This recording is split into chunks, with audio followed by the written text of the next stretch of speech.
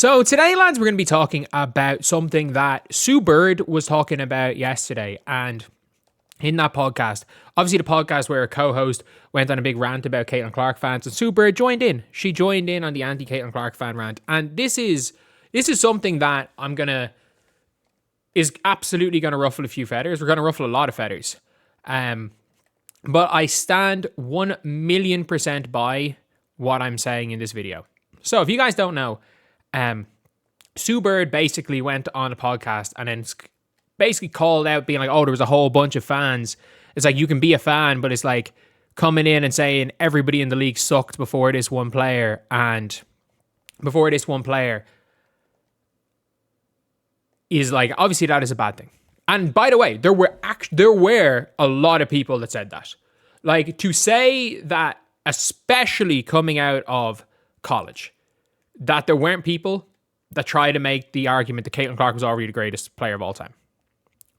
And was Caitlin Clark even the best player in the WNBA as a rookie?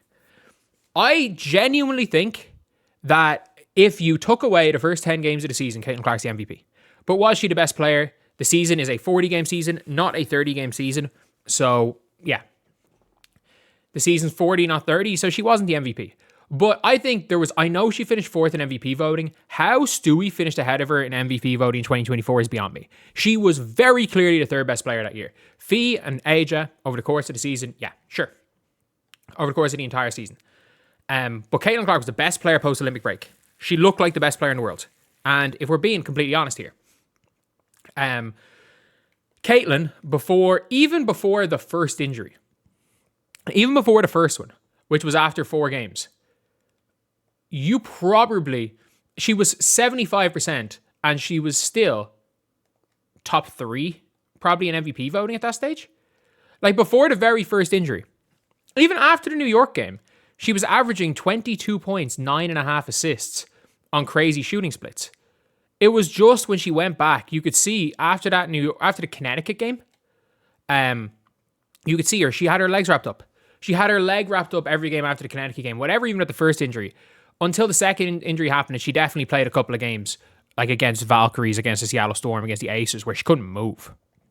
She couldn't move. She was never right again after that. And it's funny that I say this, that the fans were wrong saying every player sucked and the way they went about it. But I'm going to be honest. The fans that said Caitlin Clark was the best player in the world at Iowa were closer to being correct than the fans who said Caitlin Clark was going to struggle. Than the fans who said Caitlin Clark was going to struggle at the WNBA level. Because if nothing else, a big reason why she struggled those first 10 games was the Christy Sides was trying to play her out of position, was trying to play her with Erica Wheeler, because let's not forget, Kelsey Mitchell showed up hurt in her rookie season. It took Kelsey Mitchell till really 3 or 4 games before the All-Star break to become Kelsey Mitchell again. There was a game where Kelsey Mitchell didn't play in the second half. Or sorry, she played the first 3 minutes of the second half, then got subbed out for the rest of the game.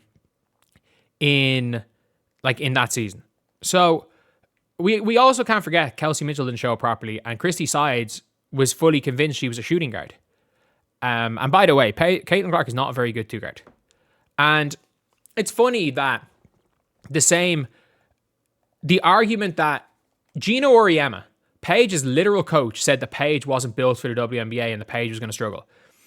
If you said that Paige Bueckers and Caitlin Clark were the 2 best players in the world when they were in college, heck, if you tried to argue that Caitlin Clark, Paige Bueckers, and Angel Reese were the 3 best players in the world, you are closer to the truth, you are closer to reality than the people that said Angel Reese was going to barely make it in the league, Paige Bueckers was too skinny for the league, and Caitlin Clark wasn't built for it. If you said they were the 3 best players in the world, you're closer to the truth. And that's a fact. That is a fact. And by the way, like, I hope we don't do this shit with Juju or Sarah Strong. Sarah Strong is a top 3 power forward, maybe not top 3. Maybe a top 3. It's a stacked position. She's a top 5 power forward in the world. If you are asking me right now, who am I taking? 19-year-old Sarah Strong, or let's just say 34-year-old Natasha Howard. Give me 19-year-old Sarah Strong. If you're asking me, I'm just trying to run through power forwards. Sarah Strong or Angel Reese? For potential Angel Reese, but right now, for potential Sarah Strong right now, Angel Reese. And who else are we gonna take? Do you take her over Naka? Probably not. Over Alyssa Thomas? Maybe. Honestly, maybe.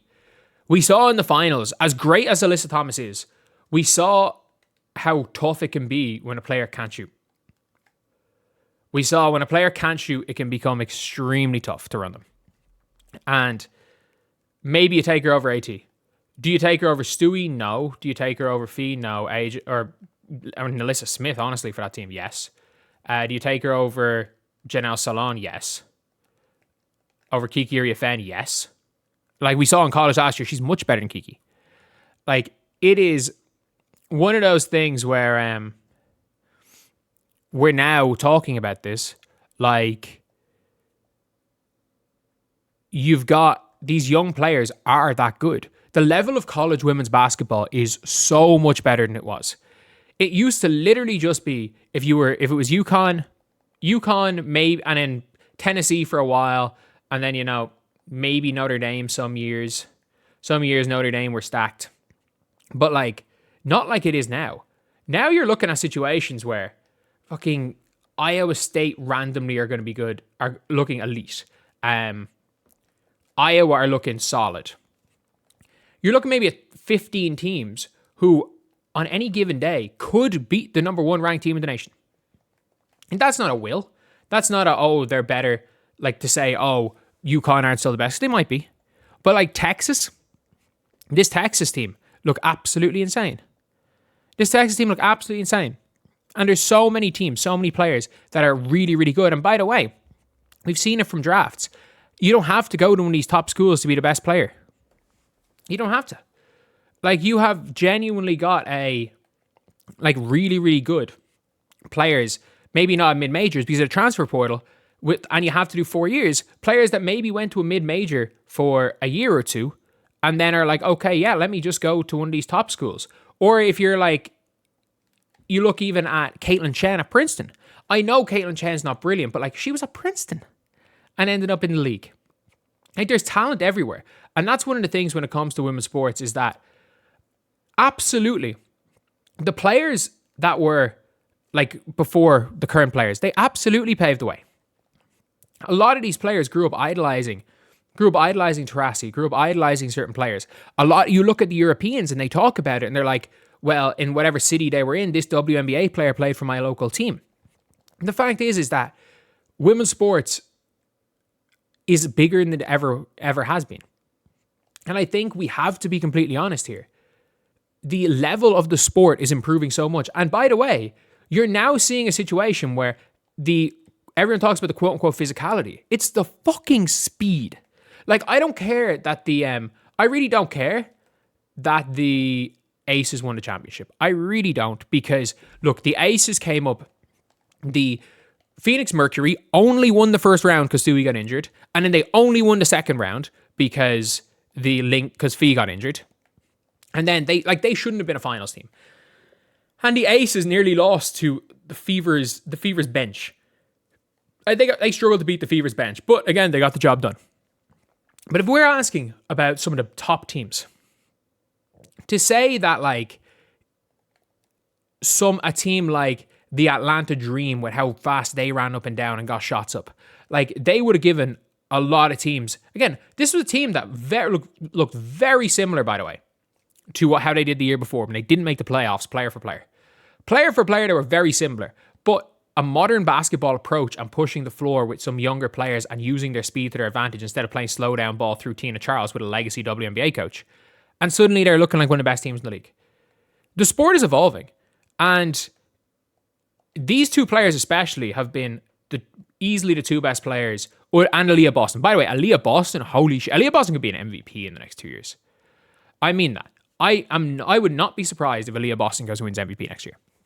Her improvement as a player, and the fact is that she works so well off Caitlin, that Caitlin will feed her so much. You are looking at modern basketball, you're looking at improvement in basketball. And to say that the players that came before these players sucked is objectively false. But to say that peak for peak, Caitlin Clark is the greatest point guard of all time is not a wild statement to make. If you were saying, give me one season of any point guard in the history of the WNBA at their peak, saying you want rookie Caitlin Clark is not a crazy take. Is it a correct take?